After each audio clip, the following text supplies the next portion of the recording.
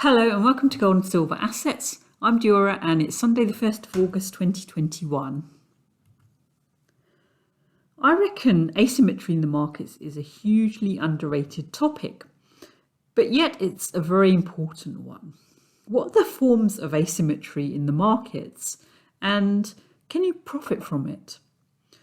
Well, today I'm going to discuss 3 forms of asymmetry that may be used to your advantage. The first form of asymmetry is in risk. Benjamin Graham once said, "The essence of portfolio management is the management of risks, not returns." This is something that I think is of great importance, but it's commonly ignored by investors. Most people just focus on the returns, and this is particularly a thing in a strong bull run. Risks just go out of people's heads when prices are going up strongly. Risk can be symmetric or asymmetric. With symmetric risk, the upside and the downside are of the same magnitude or similar magnitude. There are 2 forms of asymmetric risk. With positive asymmetry, the upside is much greater than the downside. With negative asymmetry, the downside is much greater than the upside. That's actually even worse than a symmetric risk setup. And so it's really the positive asymmetric risk that we should be striving to search for.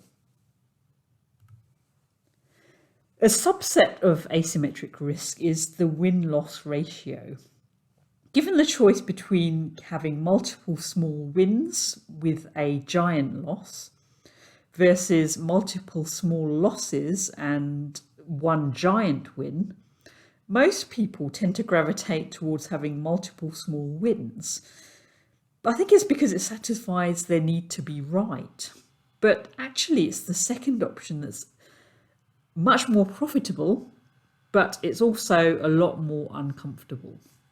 Okay, so how can we make an assessment of the upside and downside potential of a given investment? And how do we determine the level of asymmetry?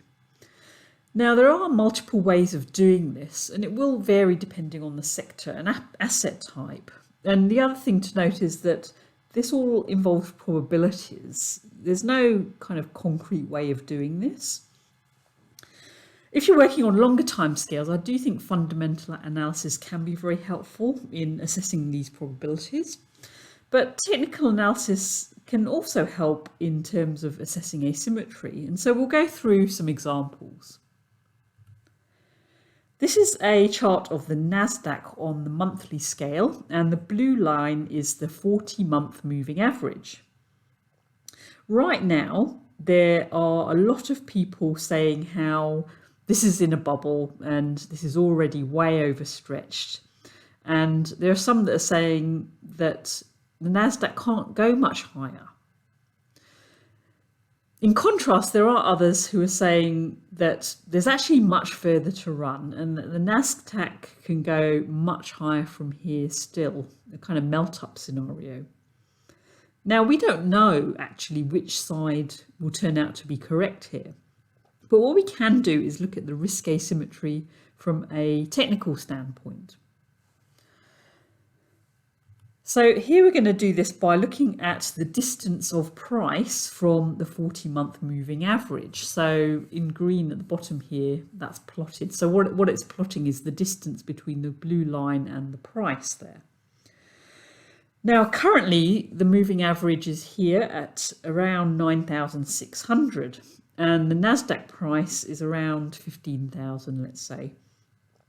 So that's basically 53% above the moving average, and so that's indicated over here. If we go back and look at the peak of the Nasdaq bubble over here, then we can see that the prices were stretched 123% above the moving average. And when that bubble burst, prices dropped down to here, you can see that the trough was at 54% below the moving average. By this metric, the Nasdaq is less than half as stretched as it was in the year 2000.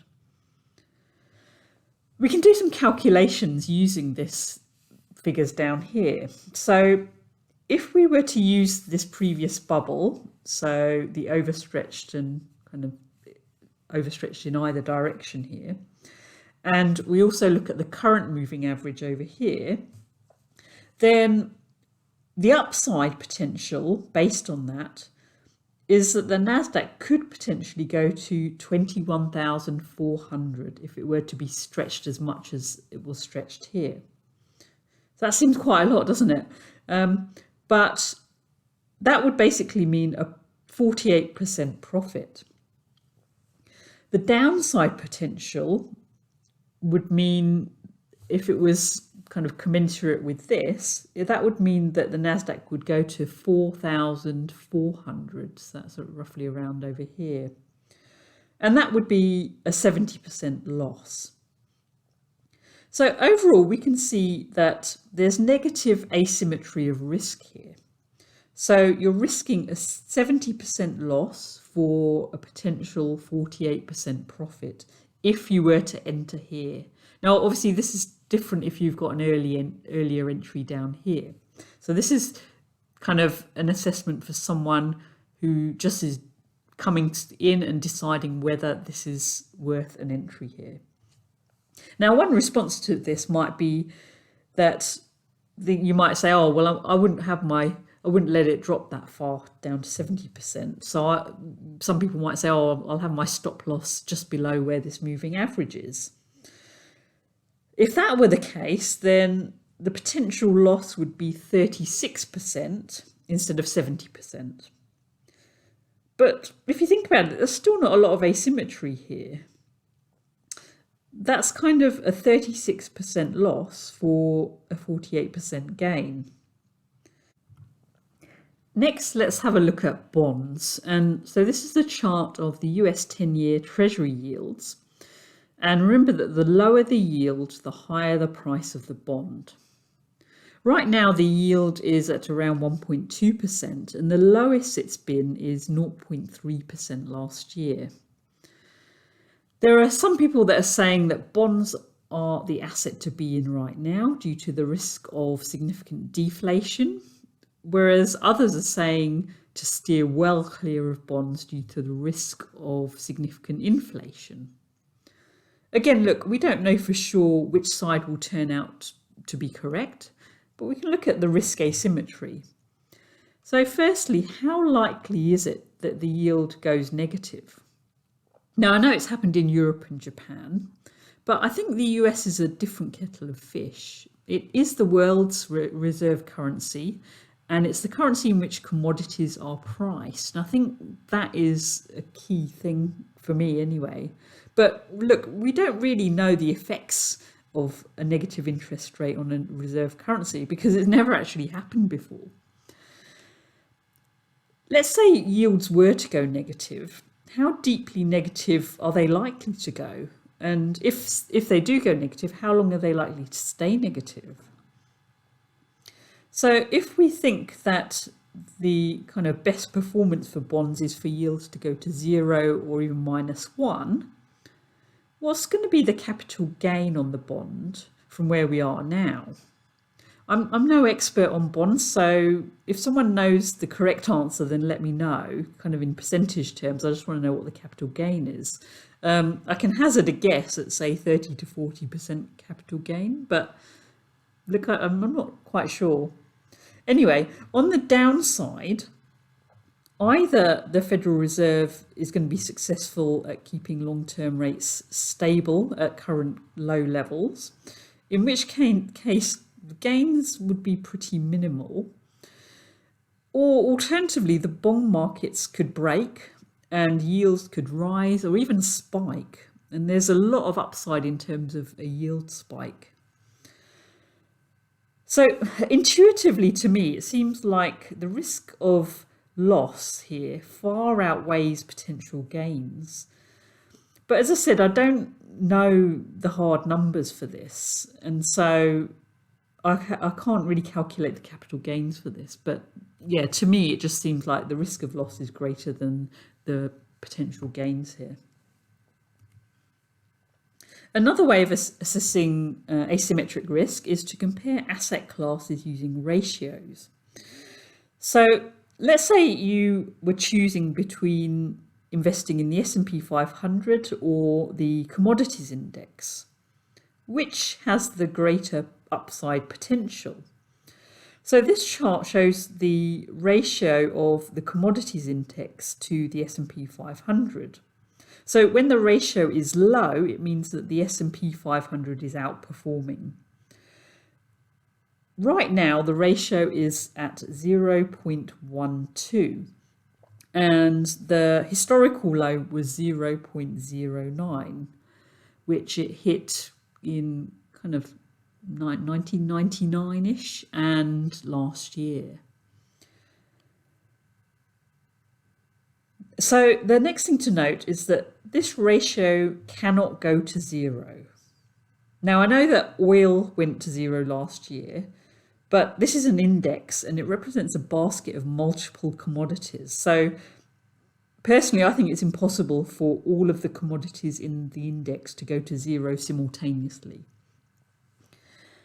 Can commodities go down from here? Yes, but relative to the S&P, the downside is pretty small. And, well, you only need to look at this chart to see the potential upside. So, from my point of view, this looks like there's a huge amount of positive asymmetry here. The other thing to note, though, is that you have to look at timescale as well. Just because something has positive asymmetry, it doesn't mean you're going to get a payout in 6 months or even a year. It does require patience.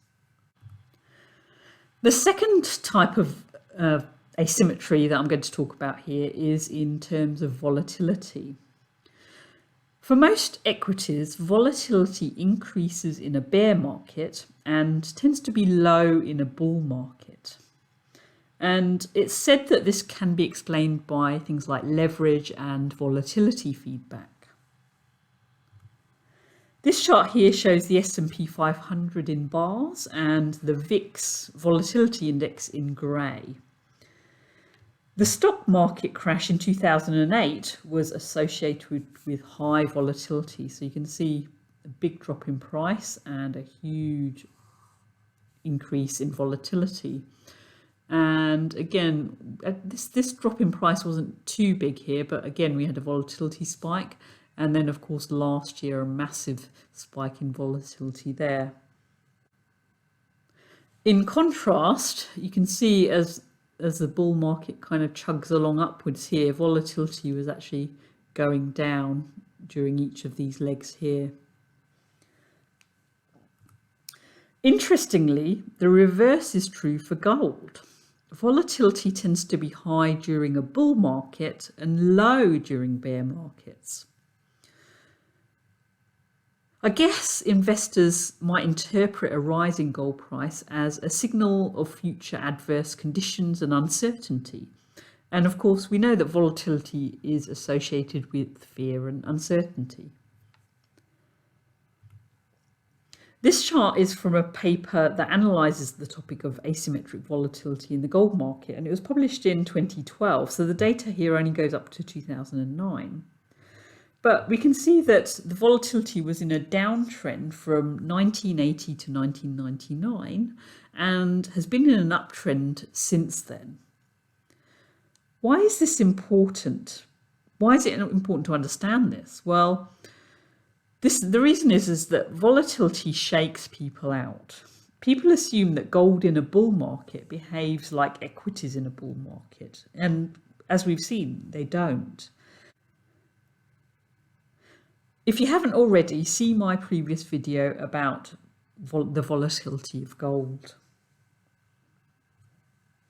The third form of asymmetry is in information. So this is where one party in a transaction has more information than the other party.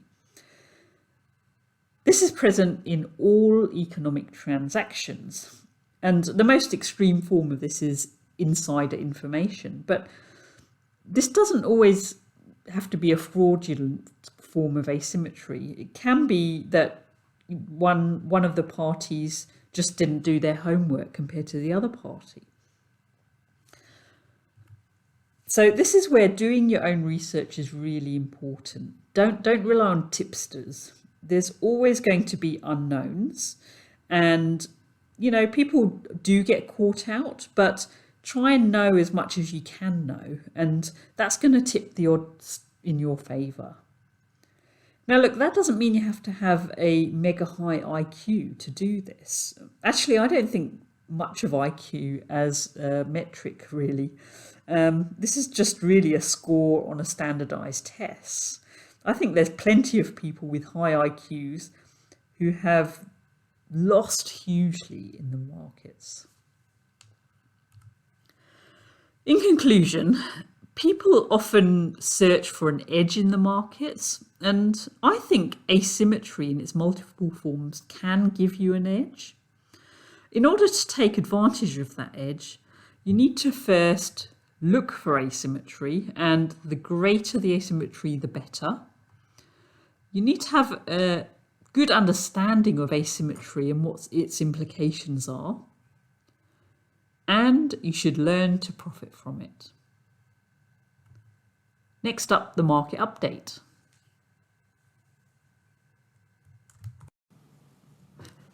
Let's start with gold priced in US dollars on the daily scale. And price didn't drop as much as I thought it would actually. It just kind of turned around halfway before we got to our target. So our target was around 1770-ish. So yeah, price behaved quite strongly last week, didn't it? Notice how it came up here and it actually hit this trend line that we'd drawn earlier over here, but then reversed back again. Now, we were also looking at the correlation between gold and silver. That's shown by this blue area here. And whenever it goes negative and then turns back into positive, then with a little bit of a lag, that usually signifies that price is going to move up from there. Well, that's our theory. We've tested it once so far and it seemed to work okay. So this is just another go at that. And so remember that once it turns positive, it doesn't mean that the price of both gold and silver are going to go up. They can both go down as well. It just means that they're moving in the same direction. So I would still assume this would continue to go positive up over here with that correlation. But this doesn't tell us anything about magnitude or timing, really. All I can say is that there's a little bit of a lag. This isn't as deep as the last one, which, and again, this is another theory that I have, is that the kind of less deep and the shorter the duration of this, then the less the lag, I guess. But yeah, I've got no kind of scientific proof of that. So yeah, I think we might get a little bit more of a dip down in price before we start to turn up, but this is promising still. So yeah, I'm still bullish. How far are we going to go down? I don't know. I've got a feeling it's not going to be too bad. We do have some support here about 1800, and on our parabolic model that we've been using, then the low for next week should be at 1787. So just around here as well. So let's see if that plays out. Of course, it is possible for it to drop back down to here, which was my previous target. So just be aware that that's still possible, but it can still be bullish here. Once we get below this line, then I'd start to get a bit more worried here. But at the moment, yeah, let's just see what happens there. Okay, with silver priced in US dollars on the daily scale, we'd been talking about this descending wedge that had been forming. And I think last week we were around here, and I did mention that I thought we would go back down to retest that, and we did, and we actually only just dipped below it to form a little wick, but came up. But as we said, silver does that. and it bounced up nicely. And interestingly, it went back to hit that top trend line again. It did get rejected from that. Part of the reason that it got rejected as well is that we've got this grey line here, which basically marks the lows for this whole correction that we've had in silver. And there are a lot of people who think that that break means that this is going to be bearish, but I'm skeptical of that. I actually think it's quite bullish. I think this is a false breakout, but we'll have to see. One possibility is that this comes down and this whole thing breaks down, in which case, yeah, that would be very bearish. But just the way it's been behaving, this movement here, if you kind of zoom in, it looks more corrective to me. I don't think we're going to go back down yet again here. And this is just a confluence of resistance, and the rejection hasn't been terrible, has it? What we want next is, first of all, to get back up above this grey trend line. And of course, we've got to negotiate this price here, which has been a sticking point for quite some time. And okay, so there's a few things to consider here. So one of them is that this pattern is bullish, and we saw the same thing happen before. So this was bullish and it went up. I thought we were gonna have a target of 30, but it only just reached it fell short of that, really, didn't it? And so for here, the target would be the 28 level. Now, the other thing I was looking at was the RSI. And if we look at the previous wedge, and we kind of join the peaks from where the wedge started, then the breakout on the RSI occurred here, which is before it broke out of the wedge. So that was around here, really. So the question is, did that predict a breakout from this wedge? So let's have a look here. So we've got this wedge here, and so I've looked at the top touch of the wedge, which is over here, and that corresponds to the peak in the RSI over here, and then I've joined the highs here, and here we've broken out. So it actually occurred over here, which was this candle over here. And so is that predicting that this is going to break out upwards? I don't know. I haven't really looked at enough of these patterns in terms of the RSI to determine that. But yeah, it might be something interesting to look at. But yeah, overall, I still think we're going to move up. We might get another 1 or 2 down days before doing so. Let's move on to the miners. So this is the GDX on the daily scale. And last week I'd drawn this formation here. And I actually thought that this was just going to be breakout downwards, really. But no, it just turned around and moved right back up, which is great news. That's what we really wanted. We did have this gap here, which did bother me when I saw that. And so that makes me think that we're going to get a little bit of a dip down to close that gap, and then move upwards. And once we break up above this level, then that'll enable us to kind of aim to close this gap over here. And I think the target for this would be the height of this formation here, which will take us to about 38. And, you know, there would be a little bit of resistance over here for that. And then this is the HUI to gold ratio. And this is on the log scale going back to 2007. And we've joined the peaks here. And what we're looking for is a breakout above this red line here. And what this would signify is significant overperformance of the miners compared to the gold. So an upward move means the miners outperform, a down move means gold outperforms. So we've kind of bumped up against this a couple of times recently here, and this last candle is looking promising. It's got a long lower wick there and a tiny little body. So I think it's still going to take a little bit of time. Remember, this is on the monthly scale, so it's not going to happen you know, in the next couple of weeks, or not even in the next month necessarily, unless you get a giant green candle here. But we're looking for a breakout above this level over here, 0.17 in this ratio. When that happens, I think the miners are going to do very, very well compared to gold. We're getting close, probably a couple of months away, I'm guessing, for that.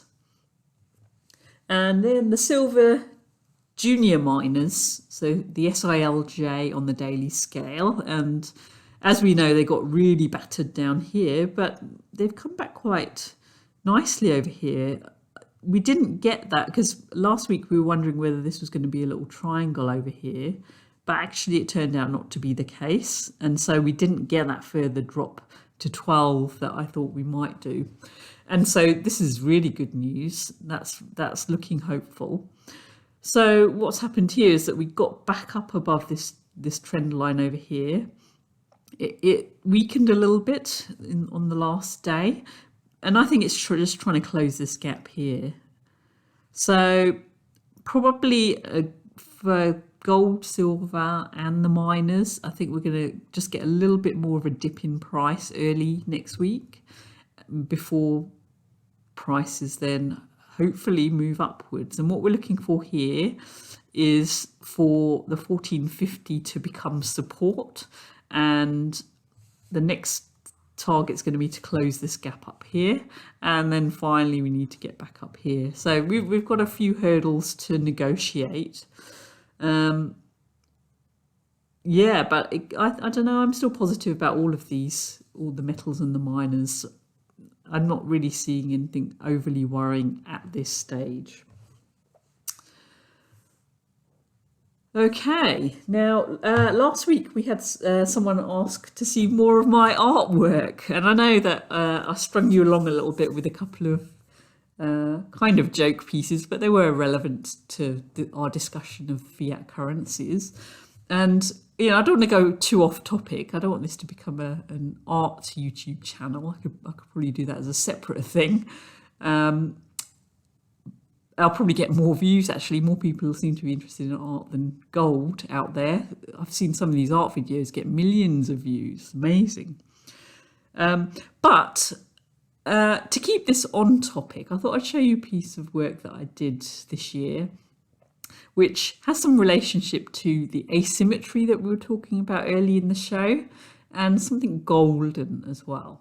So this is a piece of glass artwork, and I've never ever worked with glass before, so this is my first time working with glass, and it's a cast glass piece. So what that means is that you have to make a mold, and making the mold is a process in itself. There's multiple steps with it, and part of it involves using, as well as very fine plaster powder, but there's one step where you have to use very fine silica powder, ultra fine silica. And the problem with silica, if you breathed it in, you can get silicosis, and so that's a nasty respiratory disease which you don't want to get. And so we had to don ourselves with full body protection, goggles, masks, a full PPE suit as well for a few hours, and the cleanup was horrendous as well. So it's not something that I'll probably do again necessarily, unless I come up with an amazing idea for another piece of art, and I'll probably get someone to help me with that. But anyway, once the mold has been completed, then you fire it, and the firing involves the glass dripping into the mold. And the firing itself takes a couple of weeks to do as well, because you have to vary the temperatures and so on. Anyway, enough of a build up to this. Glass itself is fascinating as well, because there's some interesting stories that relate to the economy and to fiat currency even, but maybe that's a story for another show. But yeah, glass is absolutely fascinating for me as well. Anyway, without much further ado, I'm going to show you my piece of work. So this is it. I'm really proud of it. It looks amazing. In different lighting conditions, it has a different appearance. And most of the time, it just looks like honey. Anyway, I love it. Right, well, that's it from me. If you like the video, don't forget to press the like. It does help.